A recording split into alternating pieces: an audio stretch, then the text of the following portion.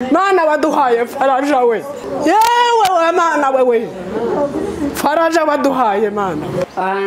Ndibuka ku giti cyanje umwana wanje yatangiye yarangije primaire agiye muri secondaire haba umuntu wo hanze aramufata umwaka wa mbere umwaka wa kabiri arangije umwaka wa kabiri ahita musezerera kera naramujanye mu kigo mfite abandi batatu nyuma birandemerera cyane mbese numva ngeze ahantu nshaka uburyo bwose nakora ndabubura umwana asubira ku ishuri ngo agire icyumweru cya kabiri uyu mushinga urampamagara ubwo ndabishima cyane nariko nkenyene naratekereye ndabantu ubwo n'Imana ariko igende inzengurukaho igende ishakishaho ndi ishakisha izina ryanje n'iry'umwana mpaka rigezeho. Sijui nilikuwa aje, nimefurahia Mungu nikasema Mungu asante kwa hii neema umenipea.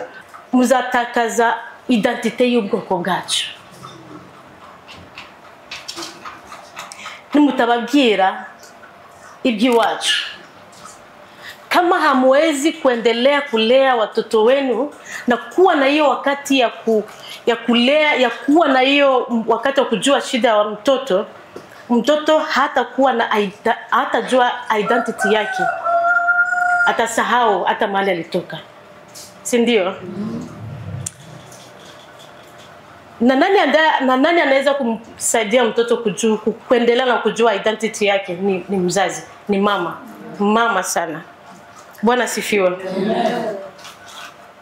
Kwa maana Biblia inasema mama ndio anajenga nini? Nyumba yake. Na mama ndio anaharibu nini? Na mama ndio anaweza haribu nani? Mtoto wako kama haumkaribie. Mimi niliolewa nikiwa na 27. Nani na Rashid? Mikile murenge. Ariko kujinga kwa ngiye ntabwo kwari kubusa kwaza imbuto nziza. So sikujinga. Kuna mambo ambayo nilifanya, nilisoma nikamaliza, nikaanza saidia na wazazi. So education breaks the circle of poverty. A world of stories.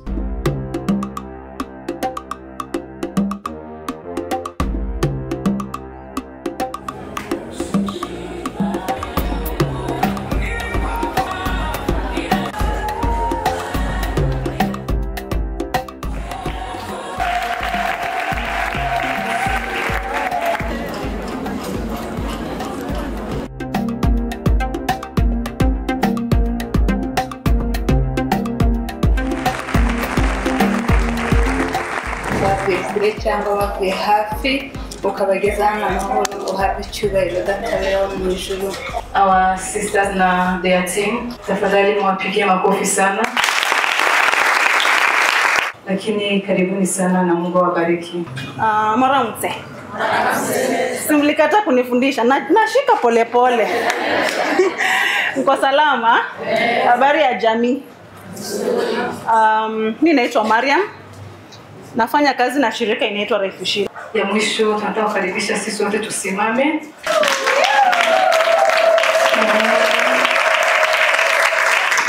Bwana sifiwe. Hallelujah. Hallelujah. Hallelujah. Hallelujah. Sasa hatuwezi kaa masaa matatu, saa moja kuna taka jimbo kadogo. Si ndio? Najua kuna wengi maybe hatutasalimiana, lakini hii ni muda mzuri wa kusalimiana. Bwana sifiwe. Bwana sifiwe. Sijaiona nyingine siku na jana imetoweka na leo tuimbe sote. Nazijua hitaji zote. Oh, sijaiona nyingine siku na jana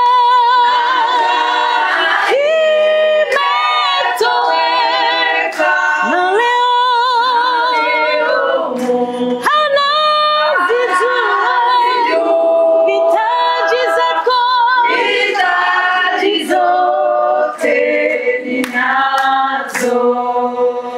Mana ndagushima kuri Mana nziza.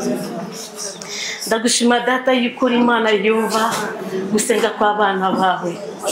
Mwami Yesu turi mbele yawe, tuko mbele yako ewe Jehova Shamu. Jehova Nisi, bila wewe hatuwezi kitu. Jehova Rafa, bila wewe hatuwezi kitu ewe Bwana. Ni jambo kuu ambao wazazi waliweka ndani ya maisha yangu. Na ni elimu ya kwanza ambao iliingizwa ndani ya roho yangu, kumjua Mungu. Kwa maana elimu ya kwanza nzuri ni ya kujua yule ambaye aliyekuumba.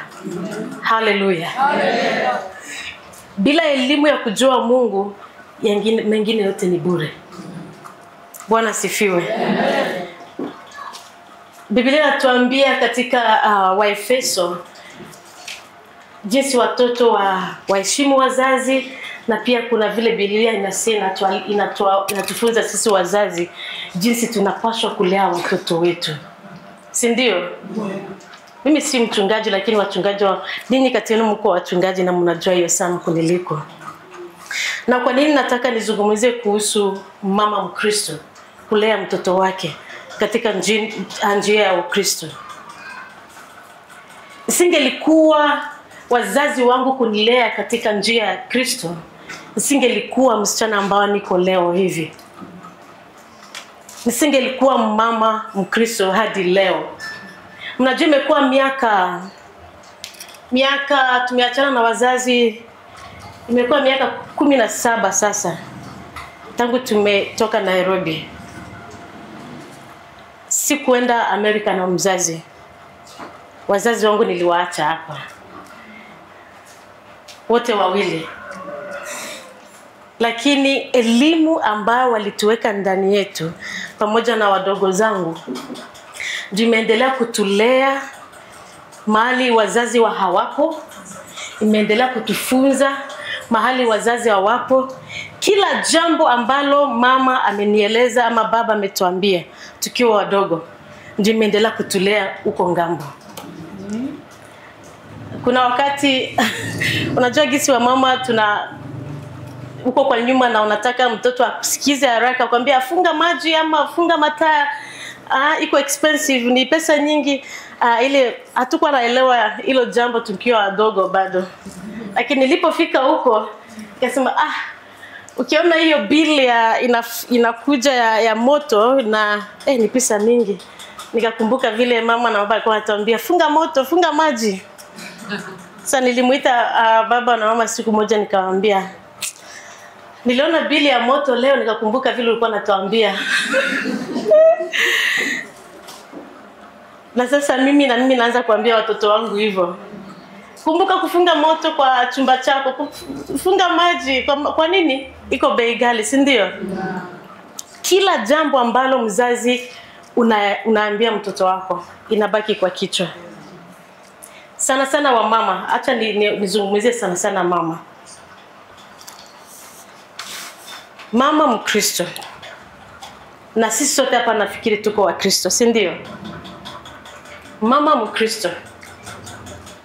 Namna gani unaweza kulea mtoto wako? Jambo la kwanza ni kutumia neno la Mungu, Biblia yako. Biblia yako ndio fimbo ya kupiga mtoto wako, sio kupiga na makofi tu. Wazazi wangu, sana sana baba, ukifanya kosa hakuwa anakupiga na mkono. Alikuwa anangoja tu wakati wa jioni kabla tuombe, anafungua Biblia yake, anakupatia wewe ambao ulifanya hiyo kosa, unasoma jambo kwa Biblia ambayo inaambatana na hiyo kosa ulifanya.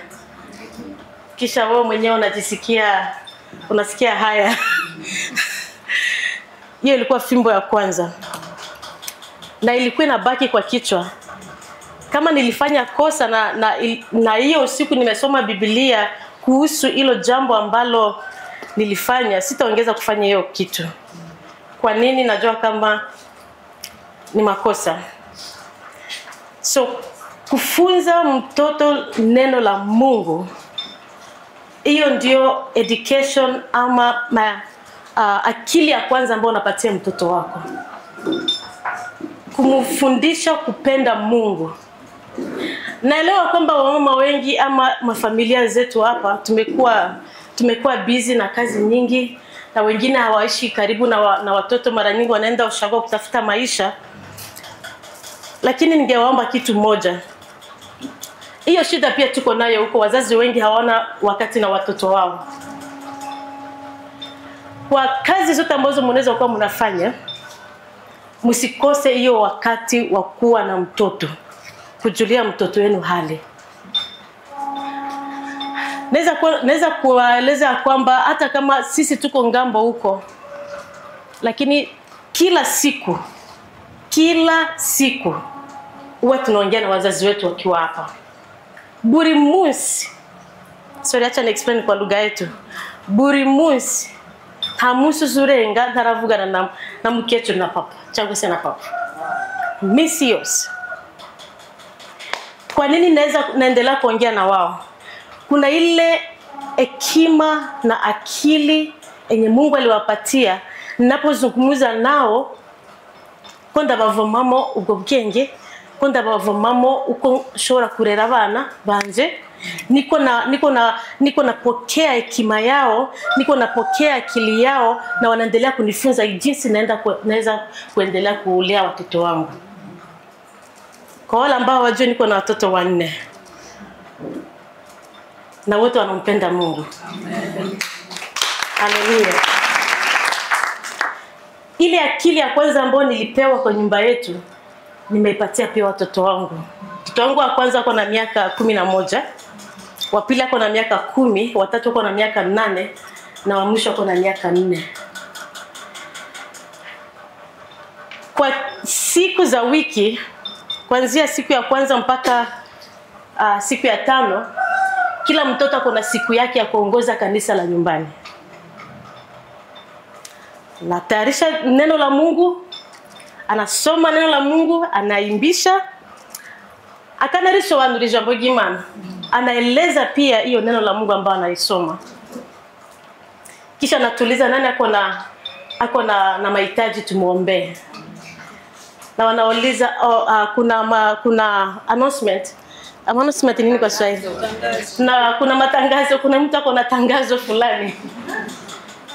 Hiyo ni kanisa ya nyumbani.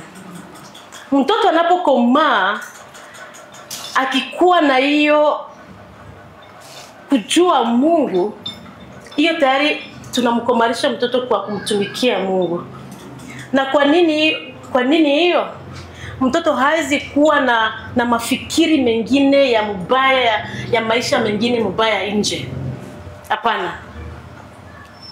Hata kwa shule wanapoenda, huyo mtoto atakuwa kielelezo kwa shule. Watoto wengine hawatabadilisha vile alivyo. Kwa maana ana hiyo root, ama ana hiyo education ya nyumbani. Amekuwa na maelezo mazuri, mafunzo mazuri nyumbani. So, akili ya kwanza ya mtoto ambao anaweza kumaa vizuri ni nyumbani. Wewe mama, mimi na wewe. Wazee mara nyingi wazee mara nyingi hawakuwa na hiyo bonding ama kukaribiana sana na mtoto, lakini mara nyingi mama ndio anakaribiana sana na mtoto kindani. Mama ndio anajua shida ya mtoto ndani sana kuliko hata baba. Kwa nini? Kuna hiyo lugha ambayo tunaongea na watoto wetu na wanatusikiliza. Na mama kuna hiyo sense kuna vile Mungu ametupatia hekima ya kuelewa mtoto wangu anapitia shida fulani. Mbele hata baba aelewe. Mama ndio huwa anaelezea baba, mtoto wetu ni kama anapitia shida fulani. Na tayari mama yeye anakuwa ameshaelewa.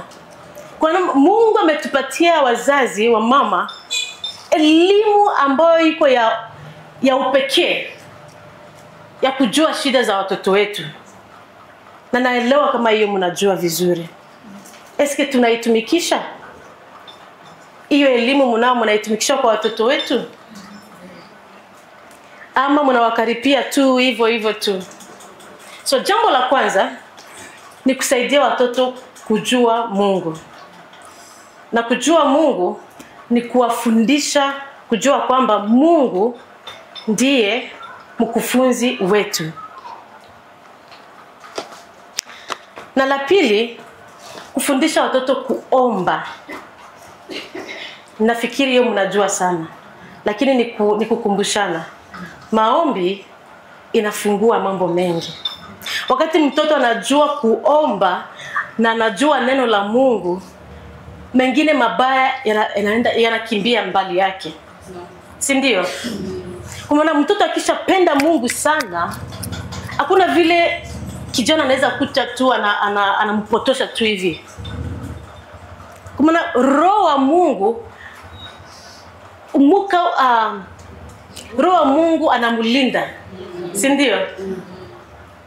Anamlinda, na hiyo maombi ya mzazi inalinda pia mtoto. Papa nozu kunda kuvuga tingo amasengesho y'abavyeyi niyo arinda abana. Maombi ya wazazi inachunga watoto. Ni mara ngapi unaombea mtoto wako? Kuna wale ambao wakumbuki kuombea watoto. Imekuwa ni kama ukawaida tu, maombi ya juju. Lakini kama unaweza kuwa unakamata wakati wa kuombea mtoto wako kuna baraka. Haleluya. Huko ngambo kuna shida nyingi ambayo imekuwa kwa wazazi na watoto.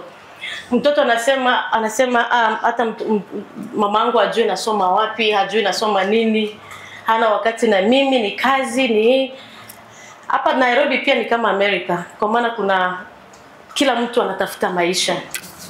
Lakini kwa siku 7 ya wiki ukuwe hata na siku moja ya kujua hali ya mtoto wako.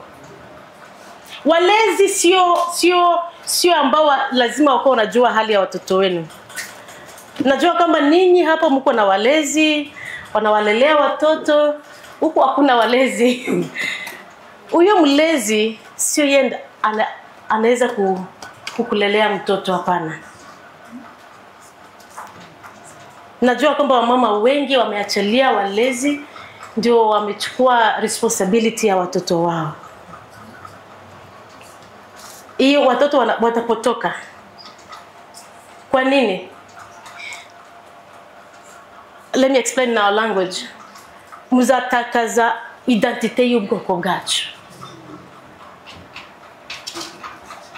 Nimutababwira iby'iwacu. Kama hamwezi kuendelea kulea watoto wenu na kuwa na hiyo wakati ya kulea, ya kuwa na hiyo wakati wa kujua shida wa mtoto hatajua identity yake. Atasahau hata mahali alitoka. Si ndio? Na nani anaweza kumsaidia mtoto kuendelea na kujua identity yake? Ni mzazi, ni mama. Mama sana. Bwana sifiwe. Kwa maana Biblia inasema mama ndio anajenga nini? Nyumba yake. Na mama ndio anaharibu nini? Na mama ndio anaweza haribu nani? Mtoto wako, kama haumkaribie. Haleluya. Naweza sema kama najivunia kuwa siku hizi na najua kuongea lugha yetu. Kwa maana mbeleni sikuwa najua. Na si makosa wazazi, kwa maana walikuwa wanatuongelesha Kinyamurenge, lakini juu tulikuwa mu environment ya watu wengi ambao walikuwa wanaongea lugha zingine. Lakini siku ya leo nataka niwakumbushe hivi. Ninyi ambao mungali na watoto pamoja, hata hiyo lugha yenu ya mama wasiipoteze. Msiipoteze. Kwa maana nataka niwaambie kitu moja, shida moja ambayo ilifanyika huko Amerika. Kuna mtoto ambaye alipata shida shule, kisha mama hapo anajua Kizungu. Sasa mtoto akamweleza shida ambayo ilifanyika huko shule.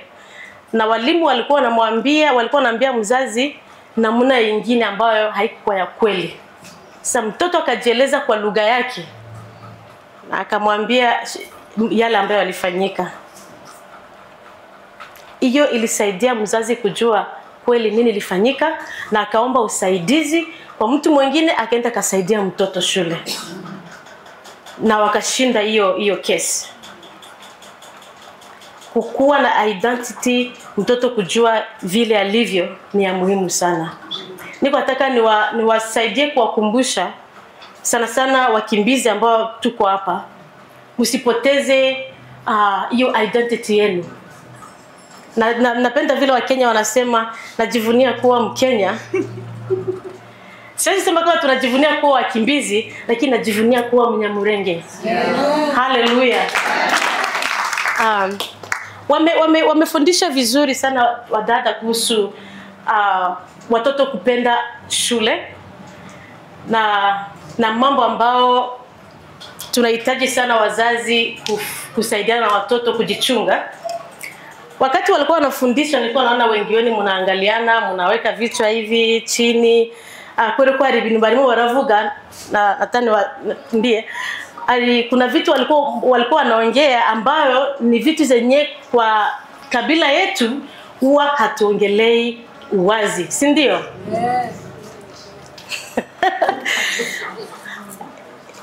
Naweza ambia hata mimi mama pia hakuwahi niambia hizo vitu kwa kusema kweli, si ndio?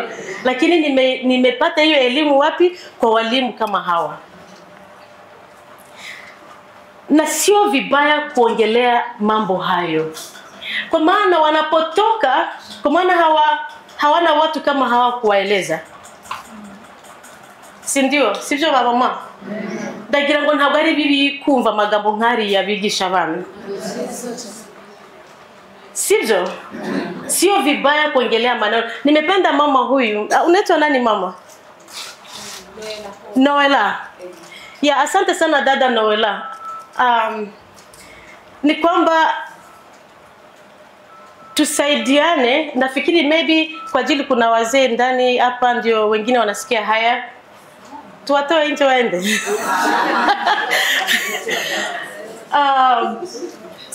Kama kuna shida ambayo iko katika watoto wasichana, ni kwa maana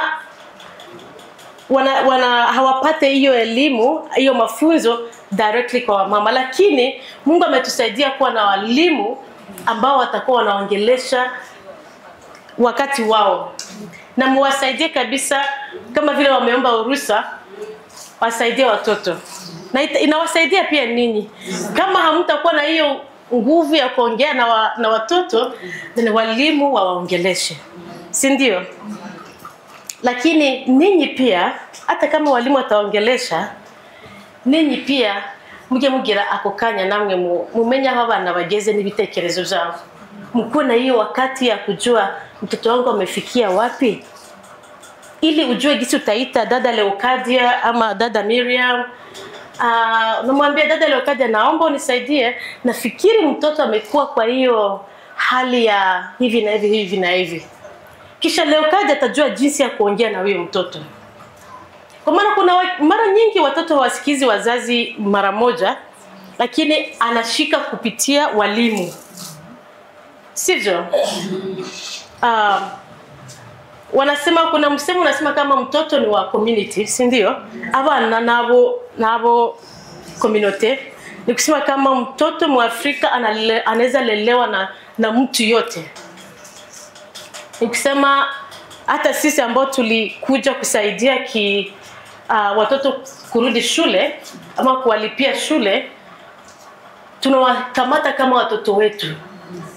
Nisingelikuwa na roho ya uzazi, ningekaa Amerika najishibisha na nasaidia watoto wangu pekee. Lakini kwa maana ninajua kwamba kuna wale ambao wako hapa na wanahitaji usaidizi kama mama, hiyo pia ndio mkono wangu wa kusaidia pia kulea watoto. Bwana sifiwe. Kwa kusema kweli, mtoto kuna responsibility ama kuna jukumu ambao mama inafaa kuwa nayo ili mtoto aendelee kusoma. Haleluya. sio kutoa hizo pesa ambazo tunatuma, hapana.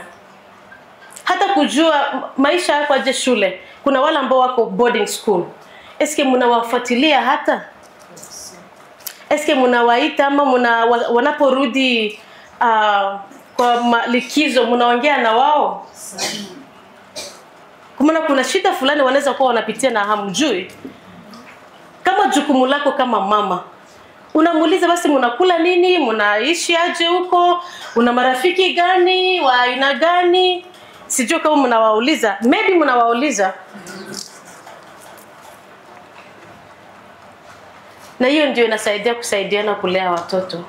Haleluya. Nilikuwa hata niwaulize swali. Ni wangapi wamefanya miaka 10 hapa Kenya? Miaka 10. Miaka 10? Hamfike okay. Miaka 5.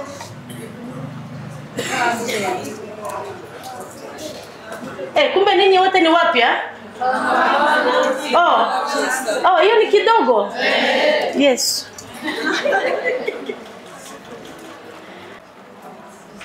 Miaka 17, miaka 20. Kuna wale umefanya miaka more than kupita miaka 20. 15. Okay. Nani anaweza niambia jambo moja ama mbili? Jambo moja ama mbili ambao imekusaidia kulea mtoto wako hapa?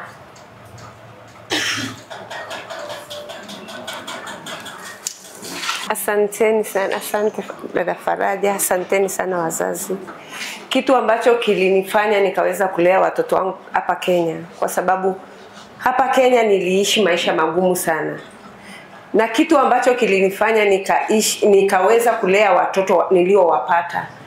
Mwanzo kabisa kitu ambacho ninaweza kushukuru sana wazazi wangu, waliweka hofu ya Mungu ndani yangu. Hiyo kuwa na hofu ya Mungu ndani yangu ilinifanya nikaweza kujisikia siko peke yangu, niko na msaidizi Roho Mtakatifu na niko na Mungu, na nikaweza kulea watoto. Na nikafanya bidii, nikaweza kupata chakula na kulipa nyumba na kulea hao watoto. Bwana Yesu atusaidie. Kitu cha muhimu sana ni kulijua neno na uwe na hofu ya Mungu ndani yako. Ile hofu ya Mungu inakuchunga usifanye mambo mabaya, kukuwa na mpango wa kando, kukuwa na mwanaume wa ziada, kumtegemea Mungu peke yake tu na kuona Mungu atafanya siku yako ya kesho iwe nzuri. Bwana Yesu asifiwe. Hata ukienda kwenye biashara ukose, lakini utakuja na chakula jioni na utapatia watoto na utakuwa na tumaini la kesho kuwa utaweza kulinda hao watoto. Bwana Yesu atusaidie. Kwa hiyo kitu ile muhimu kabisa ninaweza kusema kilinisaidia ni neno la Mungu na hofu ya Mungu na kumpenda Mungu na kumkaribia Mungu kwa maombi na kusoma neno la Mungu. Ukisoma neno la Mungu linakupatia tumaini la kesho. Bwana Yesu asifiwe. Hilo neno la Mungu ndilo limenifanya kuwa na tumaini mpaka sasa. Bwana Yesu asifiwe. Na ninajivunia kuwa na Mungu. Asante sana, mpigie makofi. Tunashukuru Mungu kwa sababu tuko uhai. Tusikize kwa maana tutajifunza kupitia pia wenzetu, na ukwe karibu naweza kuambia tuongeleshe pia. Na mimi pia nataka nijifunze, si ndio? Tunashukuru Mungu kwa sababu ametulinda hapa Kenya. Tumekumbana na changamoto mingi, lakini Mungu akatusaidia. Mimi kitu nilisaidia sana sana zaidi ya ingine ni kumuomba Mungu na kumtegemea. Ingine kitu imenitia moyo ni venye Mungu amepea mtoto wangu scholarship. Hiyo kitu imenirudisha moyo sana sana tena sana. Mimi mwenyewe nilipitia changamoto mingi sana sana ya ugonjwa ikanilemea. Nikaona kazi ni ngumu, lakini nikamuomba Mungu. Ilikuwa November, walikuwa wamemaliza kufanya exam. Tukaenda na watoto mahali tukaombea huyo mtoto. Tukasema Mungu Baba, sisi hatuna uwezo, lakini tunataka msichana aende boarding. Na hiyo pesa ya kuenda boarding ilikuwa mingi kulingana na mfuko yangu. lakini Mungu akatusaidia, tukasaidika, tukaneemika, mtoto wangu akachukuliwa. Naomba mumpigie makofi. Wakati tulikuja huko kujiandikisha, nilikuwa naoga mingi. Nikasema Mungu atachukuliwa ama ni nini natakikana ndio mtoto wangu achukuliwe. Nikaenda nikaomba. Venye tulikuwa tunakaa huko nikaomba. Akiandika hiyo leta nikaomba. Kungojea nikaomba. Hiyo siku niliitwa na Runyambo. Nikaangalia simu, anaenda kuniambia nini. Akaniambia siku fulani ukuje kwa ofisi. Kufika kwa ofisi, sijui nilikuwa aje. Nimefurahia Mungu, nikasema Mungu asante kwa hii neema umenipea. Kusema ukweli, hao watoto wanasoma daily, wakienda wakirudi wanakumbana na shida nyingi huko kwa barabara. Na mnajua venye mzazi anajisikia atakutana na nani, ataingia saa ngapi. Akienda ni kweli nafika shule, kutoka anaweza toka mapema afike ile masaa jioni kwa nyumba, lakini huwezi jua hapo katikati amekutana na nini. Lakini venye mtoto wangu alienda boarding, nilishukuru Mungu na hiyo maombi ikasikitika kwa Mungu. Mbarikiwe. Amen. Kuna mtu mwenye ako na tamali ya kuandika ka kitu ni ama mnakumbuka vitu zote? Tuko nayo. Okay. Ni jambo gani la kwanza nilisema mzazi anafaa asaidie?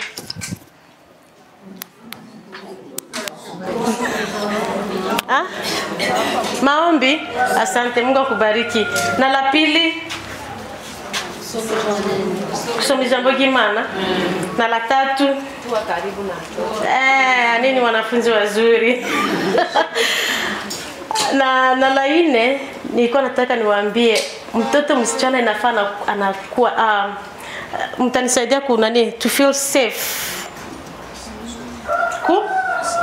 Kwisanzura ku mubyeyi wiwe. Agomba gushira mbese umubyeyi agomba kuba ari we ubuhungiro bwiwe.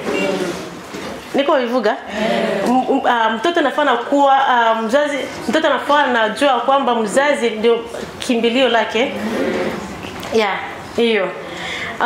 Kwa maana akipata na shida ajue kwamba nitakimbilia kwa mama, nitamwambia, nitamulilia. Even me, hata mimi wazazi wangu ndio marafiki zangu. Nikikuwa na shida ya kulia na walilia hadi leo. Kwa maana najua mzazi hataenda kunitoa nje au mtoto wangu amefanya makosa hivi na hivi. Ataniombea kisha atalia pamoja na mimi na nasikia niko safe. Si ndio? Nilikuwa nataka kusema kwamba wamama tusimame. Kwa maana hao watoto ambao wasichana tunasomesha hao ndio wamama wa kesho. Tusipowachunga vizuri ama kuwakaribia na kuwalea vizuri, tuko napoteza ahejo hacho. Tuko napoteza kesho yetu. Akazoza kacho. Hao watoto ambao wanasoma au ndio watakuwa mashujaa wa nchi, ambao watatumikia nchi, watatumikia makanisa, na inafaa tunawalea vizuri. Kwa kweli niko na furaha tele sana, kwa maana kwa hii African Girls Hope Foundation kuna mtoto mmoja ambaye atamaliza university siku ya 5 wiki hii. Na hiyo ndio imenileta hapa Nairobi wiki hii. Kwa nini? Huyo mtoto yavuye Ruguru. Alitoka kule kuvilima, si ndio? Na mnamjua. Huyo mtoto alimaliza high school na alikuwa karibu aolewe, si ndio?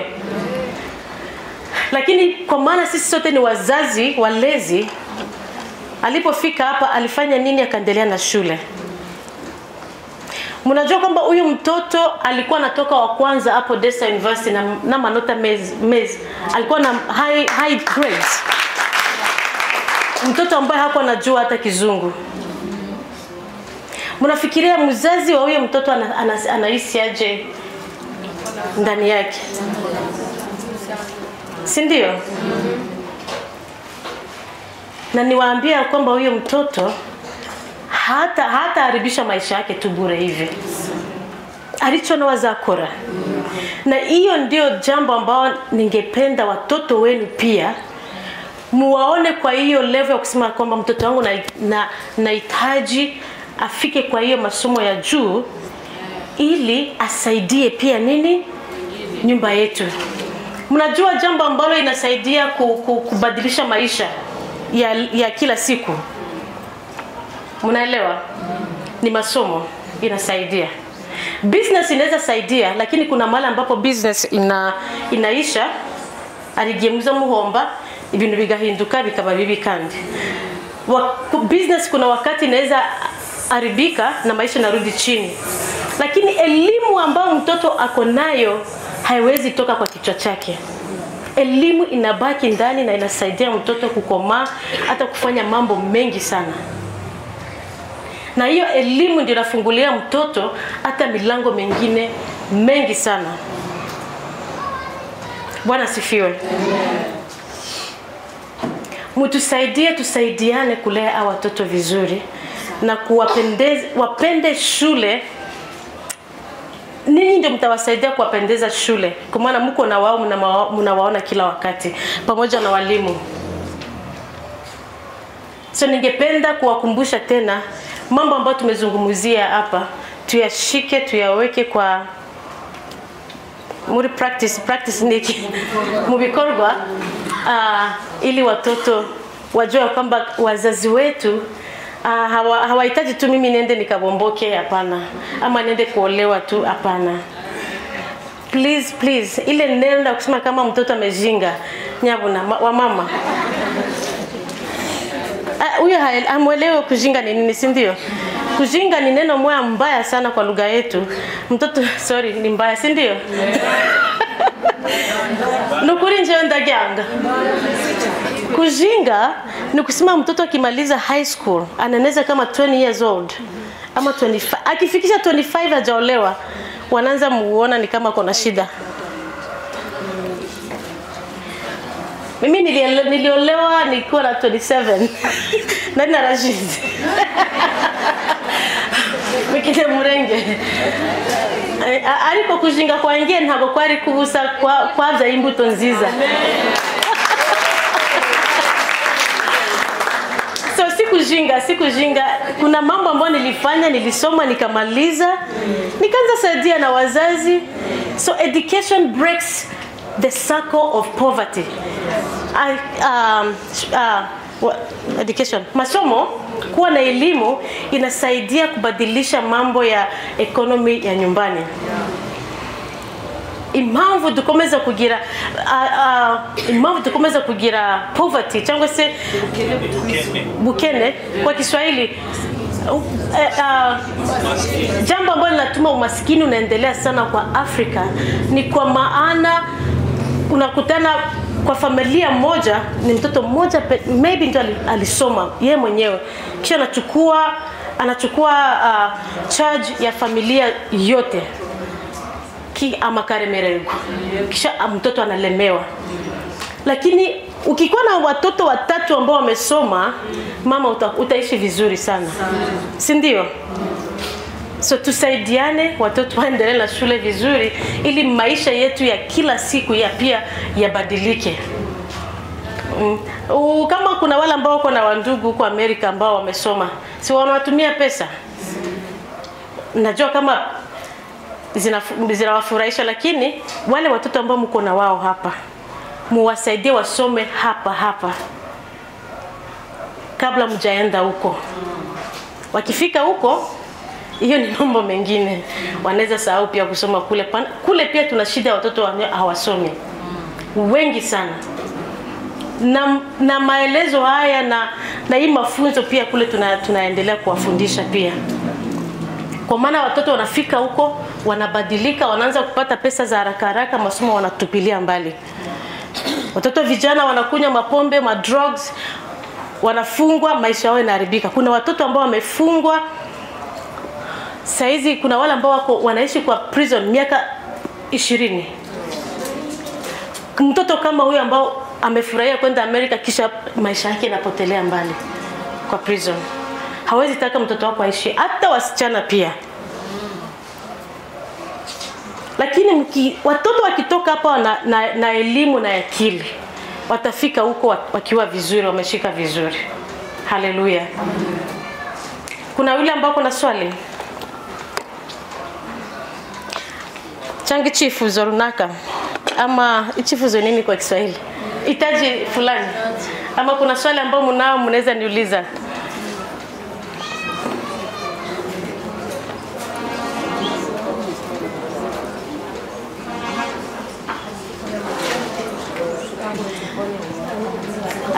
Swali?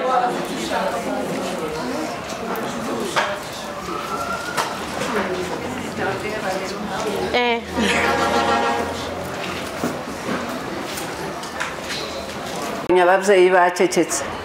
I know. Abana bari mu kurangiza segonderi. Bano bana bacu b'abakobwa. Ntibabo banyina na base ntibabona ubushobozi bubishurira kaminuza. Abana bikaba ngombwa ko bashaka. Sinzi nimba icyo gitekerezo mu gifite wenda wari ukikitubwira ko abana bazaza barangiza batambukana amanota meza bagakomeza kaminuza. Ikifuzo canje cyari cyo. Mama nauliza swali kama kuna plan tuko nayo ya kuendelea na kusaidia watoto kwa shule za kabinu za university. Hiyo program iko, lakini itatokana na vile mtoto atafanya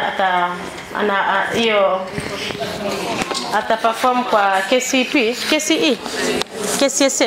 Yeah. Afita manota yo kugenda muri university. Ari gahunda ihari abayobozi bagomba umwana wese agomba kwandika akamenyesha yuko yifuza gukomeza akazana na resulta yiwe yabonye, noneho bikagenda mu manama yo kureba okay uyu mwana yakoze gukya na gukya, bakareba nimba nawe tukamenya nibiki ashaka kwiga muri university, nimba navyo biri muri programme cyangwa se muri scholarship tuzadutanga ya university. Ariko intambwe ya mbere ni umubyeyi n'umwana kuza no kubayobozi no kubabwira umwana aratsinze noneho yifuza gukomeza. Tumeelewa? Kwa wale ambao kusikia lugha nilikuwa namwambia kama mtoto amemaliza high school lazima kama amepata grade mzuri ni kwenda kwa ofisi na mtoto.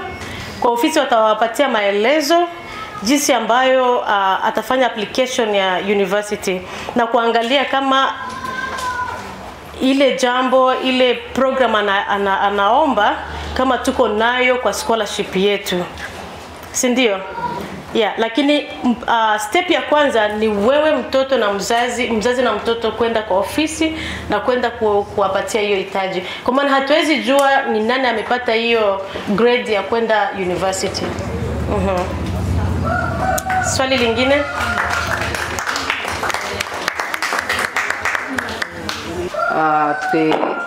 Turi muri uyu mushinga n'abana bacu bawurimo. Icifuzo canje nuko wenda hari abandi bagenzi bacu bameze nk'uko kwacu bari ahandi hatari hano hafi ariko kandi mushobora kugera.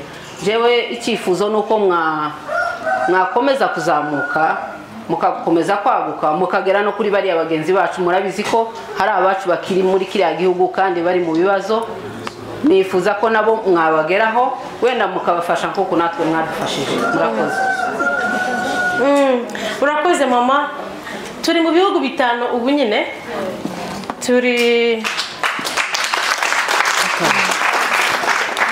Turi mu bihugu bitatu, tuko kwa mainchi 5 sasa, si ndio?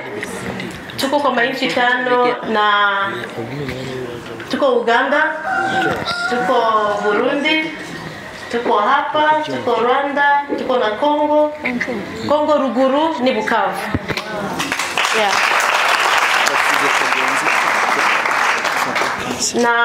Na watoto wote ambao wako Burundi wako kwa university. Wote kabisa. Yeah. na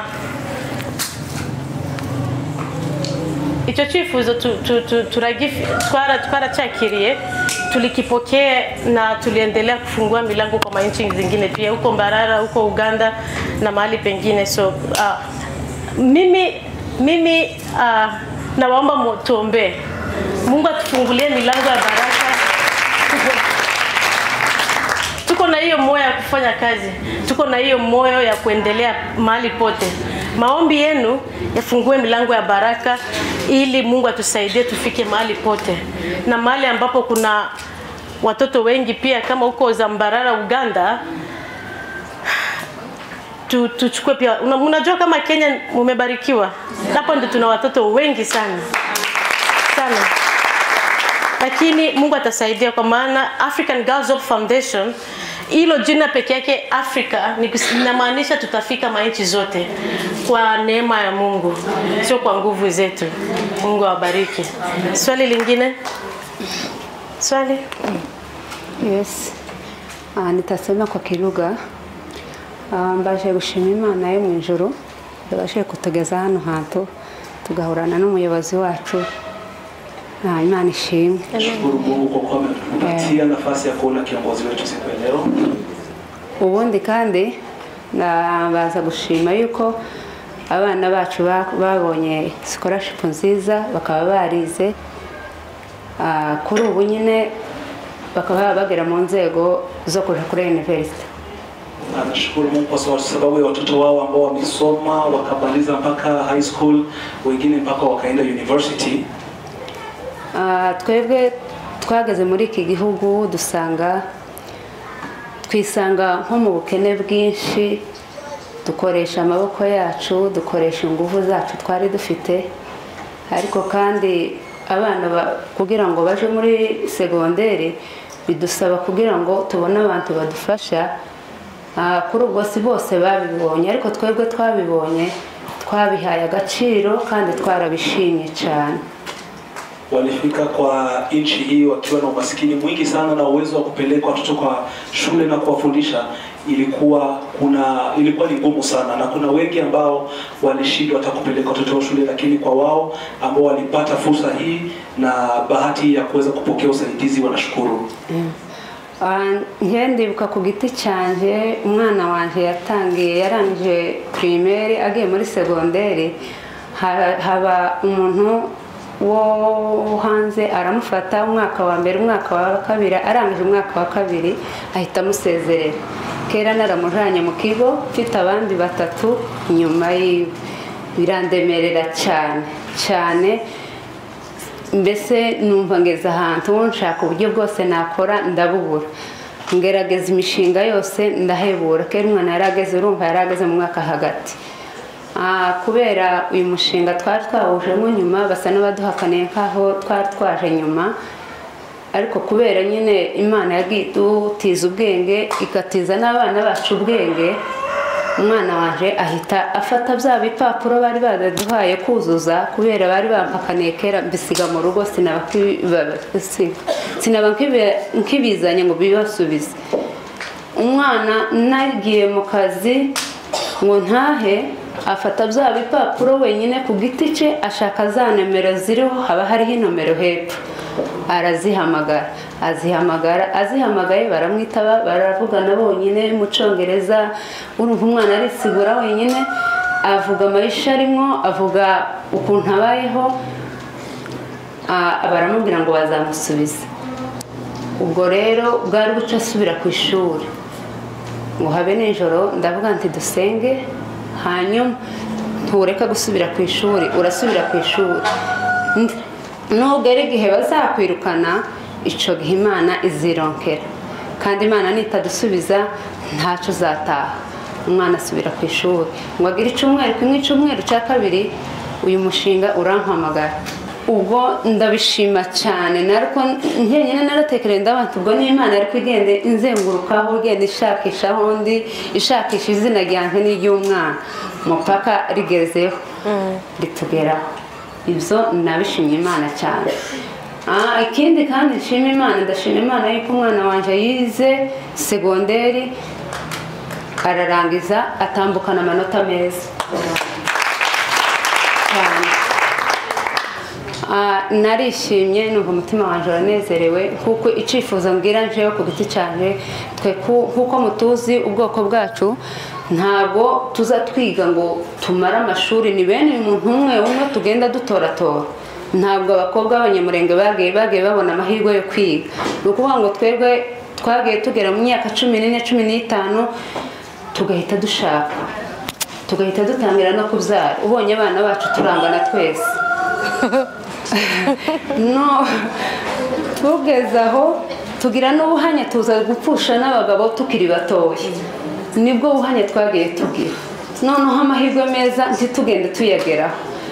Ariko njyewe nkumva icifuzo cyane ndabicaza ndababwira bana ntitukiri kumwe na papa wanyu kandi murabona ndacyari mutoya naje simfite imyaka myinshi cyane iyo kuvuga ngo nzababeshaho nimugera muri segonderi muhita mushakwa namwe nitumara tuza nukuvuga ngo amayisha burundu mabi niyo tugiye kuzatibukamo. Ariko nimwiga mukazogera kuco mwenyine muzigeza muzabaho amayisha meza ku buryo nzaza nifuza kugera mu ngo zanyu n'aba familia bazoza bifuza kugera mu ngo zanyu.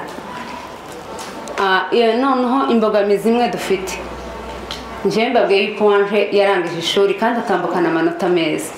Ni ukuvuga ngo urundi rungano rwe ko rurashaka n'umwana ufite imyaka 20 kaje kugira 21.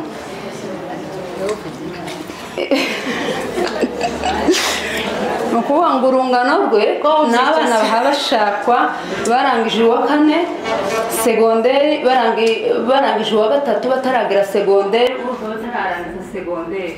Bamwe ko barashaka bari mu wa 2 mu wa 3 mu wa 4 barangije segonderi. Noneho twebwe njewe ucifuza cyane kavuga ngo mudufashe. N'ubundi twavuye mu maisha mabi dukomeje kugenda mu maisha mabi ariko amaisha meza ari imbere. Iciza kiri imbere icyo twaba duhararira kiri imbere kuko bana bazatugezaho twebwe tutagishoboye tutagifite n'amaboko akora. Kuri ubu twebwe nitwe twikorera buri kintu cyose kandi twebwe benshi bagiye bigomana kugira ngo abana bige tuzagera icyo tubagezaho. Narivuze ngo nk'urungano rwiwe hafi ya bose bamaze gushaka. Naramwicaje ndamubwira nteme wewe mwana wanje uzanyumvira nubwo ubona imyaka yawe kurabona imyaka yawe ari myinshi kiragusiga ariko wihangane dushake ubufasha kugira ngo ukujane muri kaminuza. Nubwo uriya mushinga utogufasha kukujana muri kaminuza ariko ubwenge bwawe ufite wicaranye ushobora no kukugeza mu wundi mushinga bakagufata ukarangiza ishuri. Basi uzambabarire ugere mu myaka basi ya 4 ya universite kugira ngo izabigusendekeje uze aho uhagaze. Kuko abana banje bose barabizi kandi bose n'amajambo bafite icyifuzo cyo kugira ngo bazogera aho bagera. None nkaba nsabye ngo muzadufashe. Akabazo k'amatsiko mama waruvuze ngo umwana wawe ufite imyaka 20 n'ugiye gukora ubukwe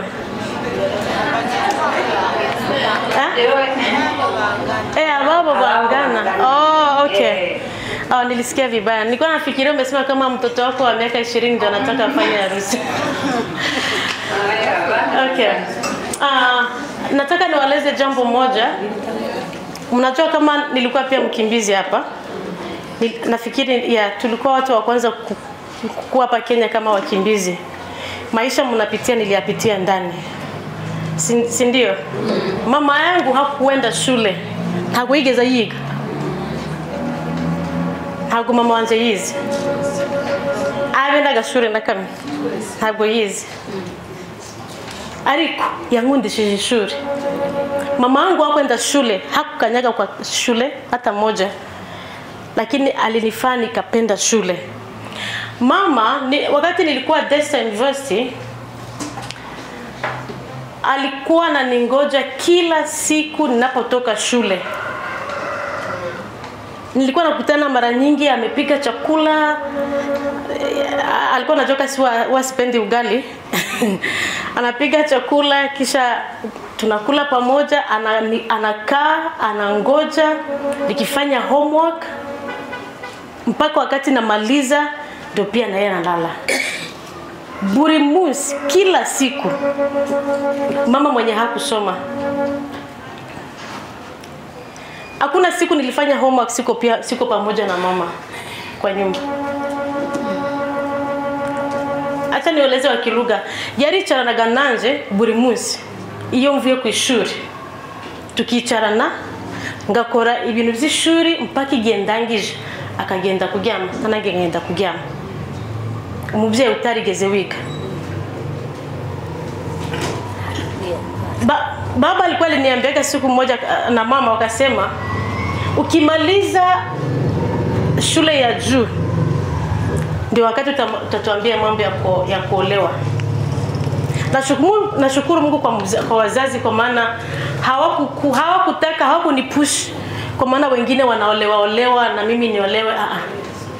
Kuna vijana walitoka Burundi nakumbuka waliwahi kuja hapa Nairobi ili wanioe. Sikuwa nawajua.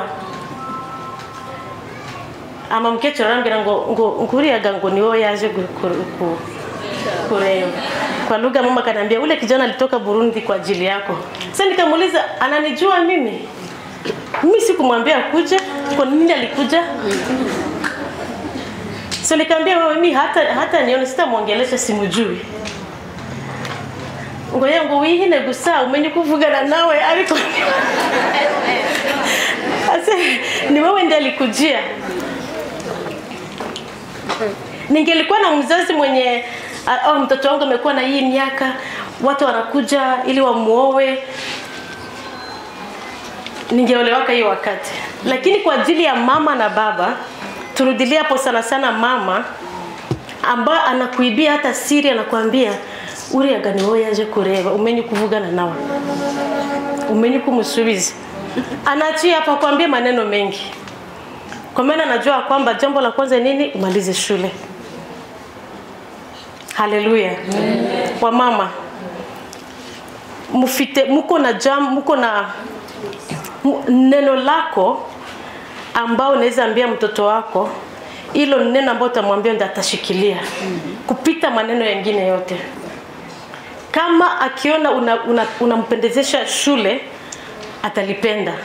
Na ukimwachilia tu hivyo anaona tu wewe ni mama ambaye unapenda msichana olewe, kwa maana wengine wanaolewa, ataolewa pia. Si vijana wengi wanaanza toka Amerika wanakuja wanao watoto. Ubunye basigaza ngono gushipinga. Ni kama kwenda kuship mzigo. Wanafika huko na wanafaa miezi 6 ama chini yao kisha wanaachana. Kwa nini? Kuharakisha kwa mtu ambao haumjui. Haujui nini hiyo kijana anafanya huko Amerika. Haujui tabia zake ama huyo msichana mwenye yuko huko. Hamjui. Lakini msichana mwenye yako na shule hakuna kijana anaweza mchezea. Hawezi potoka tu hivi. So tafadhali mama, mimi na wewe tusaidie kulea watoto wetu ili maisha ya Afrika, maisha ya nyumba, maisha ya community yetu ibadilike. Mungu awabariki.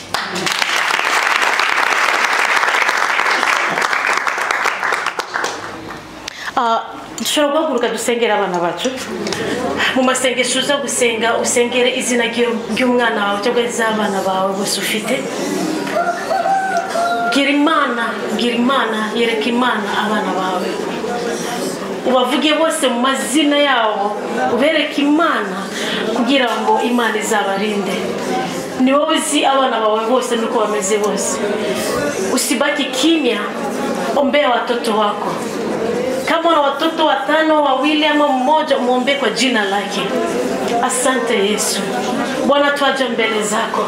Ninaombea mtoto wangu ewe Yesu. Ninaombea Debora ewe Bwana. Ninaombea Elsa ewe Jehova. Ninaombea Neza ewe Mungu. Ninaombea Nela ewe Bwana. Mahali walipo uwalinde ewe Jehova. Mahali walipo uwalinde ewe Bwana. Wape akili ewe Yesu. Akili ya masomo, elimu ya masomo, elimu ya kukujua, elimu ya kukupenda. Yuda. Bwana, asante kwa maana watakomaa Bwana wakikujua wewe. Watakujua ewe Jehova, kujua kwamba ni wewe mwenyewe ambaye unaelimikisha mtu, ni wewe ambaye unapeana akili kuliko akili zote. Watoto wetu ewe Jehova, ninaombea watoto wa African Girls of Foundation. Bwana, ninaombea kila mtoto wote Bwana mahali alipo, wale ambao wako universities, wale ambao wako middle schools, wale ambao wako primary, high schools. Bwana, ninawakabidhi mikononi mwako ewe Simba wa Yuda.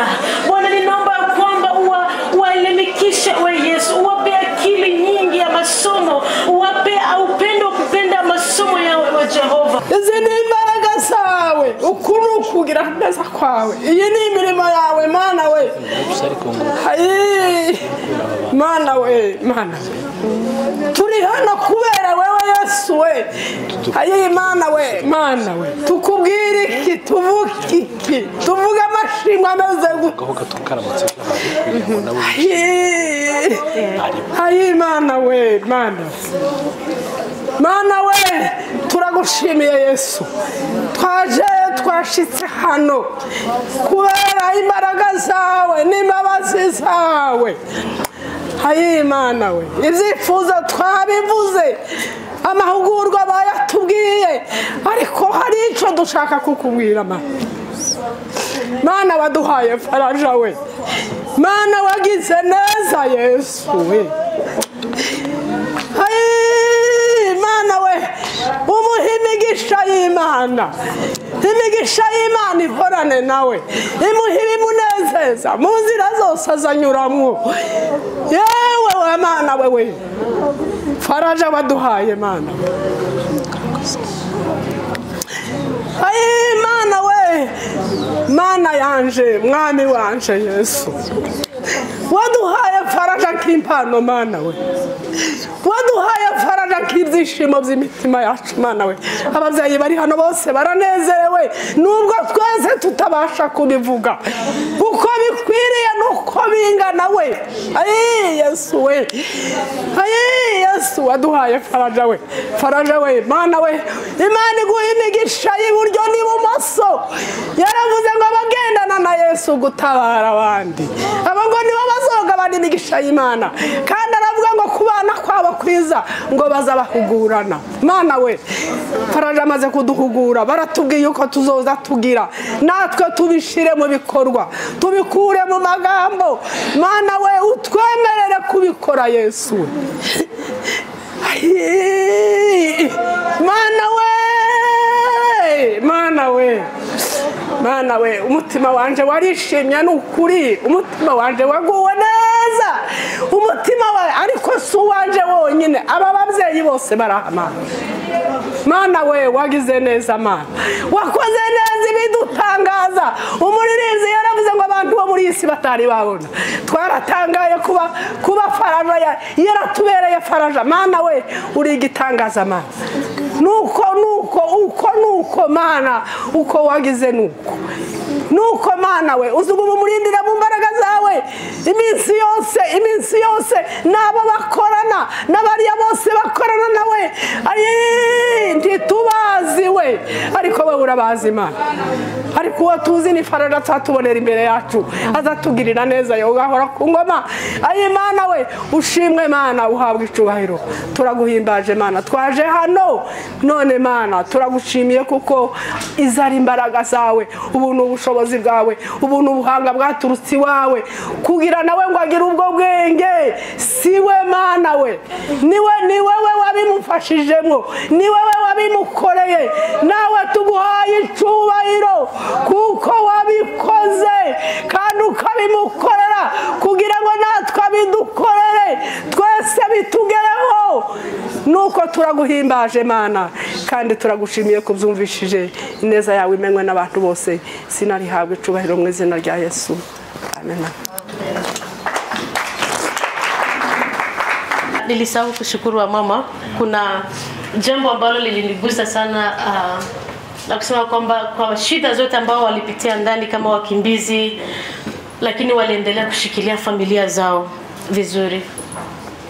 kuna wale ambao wanauza vitu kwa barabara, wengine wana ile vikundi ya mnazitaje ibimina. Hiyo bimina ni mzuri sana. Bimina ni nini kwa Kiswahili? Chama, hizo vyama ni mzuri. That's one of the way to empower women in microfinance. Si ndio? Na ibyo bimina ni byiza cyane kandi nashaka kubashikiririza nambari birato nta kibazo. Nabaye mugufi cyane. Ubu niko burebure ngira n'ubwose. Yeah. Ningependa sana kusisitiza kwa hilo jambo la chama ni mzuri. Wala ambao hawajajiunga bado kwa hizo vyama, muungane na wengine. Kwa maana sio chama tu ambao unaingia ndani, lakini unakutana na wamama wengine na mnapatiana mawaidha ya jinsi ambao mnaendelea na maisha pamoja. Na ukikuwa na shida fulani, unajua mahali unaweza kimbilia. Huyo mama hata kusaidia, maybe anaweza kukusaidia sio kwa chama tu, lakini hata kwa jambo lingine la nyumba yako anaweza kusaidia. Si ndio? Kwa wale ambao wako kwa vyama, unaweza kuko kwa chama moja ama mbili, ni mzuri sana. Kwa kizungu inaitwa microfinance. Na hiyo ni kitu ambayo inaendelea mahali pote. Na inasaidia sana sana kuinua wamama. Nilikuwa naambiwa story vile wamama wakienda soko wanaacha kitu kadogo wanakaweka kwa chama, si ndio? Wakienda kugura kintu ku isoko ukasigaza 20 bob. Lakini hiyo chama unapokuwa pamoja kwa chama na wengine unafaidika sana. Unafaidika na marafiki, unafaidika, mnajua marafiki ni baraka. Marafiki ni baraka. Kama tunafanya hizi vitu ambazo tunafanya za kusaidia watoto ni kwa ajili ya marafiki ambao tuko nao. Sifanyi mimi mwenyewe. Tuko na marafiki. Mtoto ambao huyu ambaye anamaliza ata graduate kesho yake, rafiki yangu ambaye aliendelea kumlipia masomo aliniambia gift ambao kwa maana alisoma vizuri na akapata grade mzuri, anataka aendelee kumlipia hata masomo ya masters.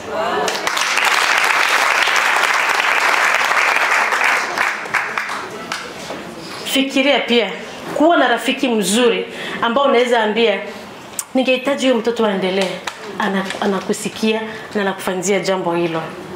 So kuwa kwa chama inasaidia sana, mna build urafiki, mnasaidiana kimaisha kama wamama na mnasaidiana pia kwa hiyo kwa mambo ya pesa. Na usirudi nyuma kwa maana utabaki mwenyewe na wengine bado wanaendelea. Hata kukikuwa usaidizi fulani, mara nyingi unakutana ni wale ambao wako kwa chama ndio wanapata hizo baraka za kwanza. Lakini kama hauna mahali ambao unaweza au kubariza, hakuna vile utajua hizo habari zote. Si ndio? So mjifunze kuwa na hivyo vyama, kama ni Kasarani, kama ni wapi vile mnaishi upande mbalimbali, na mtaendelea kuinuka pamoja kama wamama, na mmoja sibaki nyuma. Ni kama vile tunasema kwa wasichana, no girl should left behind. Kusikue mtoto msichana mwenye atabaki nyuma kwa mambo ya shule. Ndio sababu tunaendelea kuimarisha wamama na wasichana kuinuka. Na nashukuru Mungu hata huko ngambo wasichana wameamuka hata kwa masomo mengi sana. Wavulana, niliambia wavulana wenye wako huko waamke, na wakiendelea kufanya hivyo wasichana watakuwa wengi ambao watakuwa na elimu. Mungu awabariki. Asante sana. Niongezee makofi tafadhali. Asante Dr. Grace Faraja kwa mambo muhimu umetukumbusha kama wazazi. Konda kangurira abahungu bari muri Amerika bakore nabo.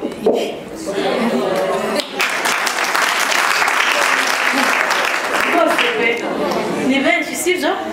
Ni benshi kandi nabo bafite amafaranga. Bashobora gukangurira nabo abandi bagabo, abandi bahungu bato bagahaguruka kuba n'abacu b'abahungu. Impamvu nahagurukiye abana b'abakobwa nuko abana b'abakobwa iwacu basizwe inyuma kuva kera. Kandi ababyeyi benshi bazabambwira icyo kibazo cy'abahungu, ese abahungu tubatekereze ki? Kandi pe ushobora kuba uri umubyeyi uri hano ufite abana b'abahungu gusa, kandi urumva uri muri cya kibazo abandi nabo barimo. Ni ukuri ndabyumva 100%.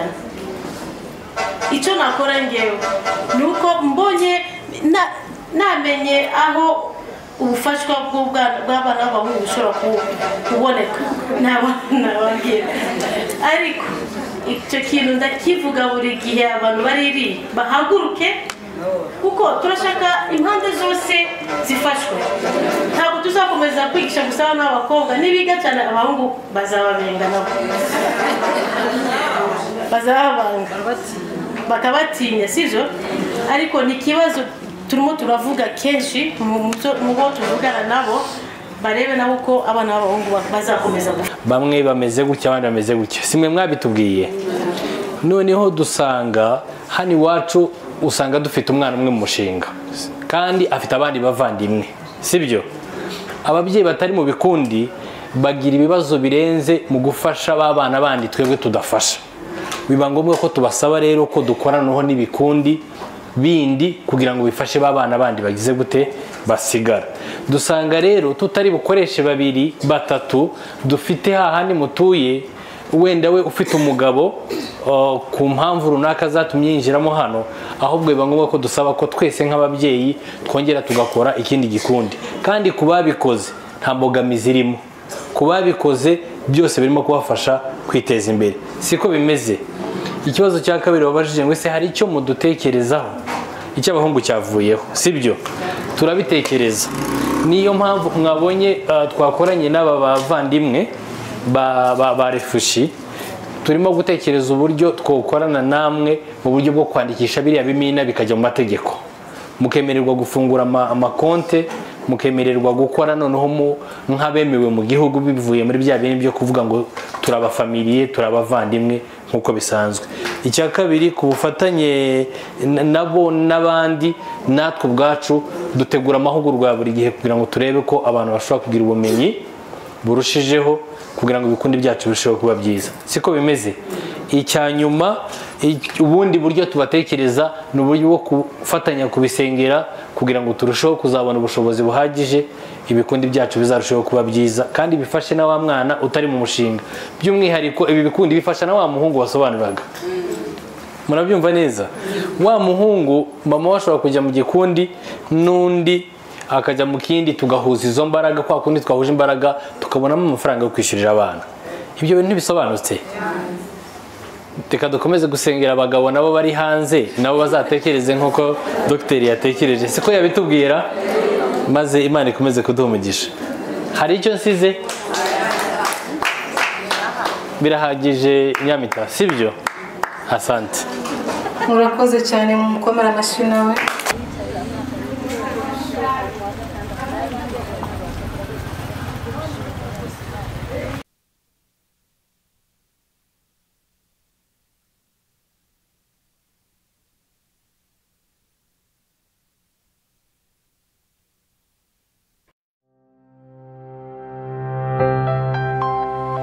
A world of stories.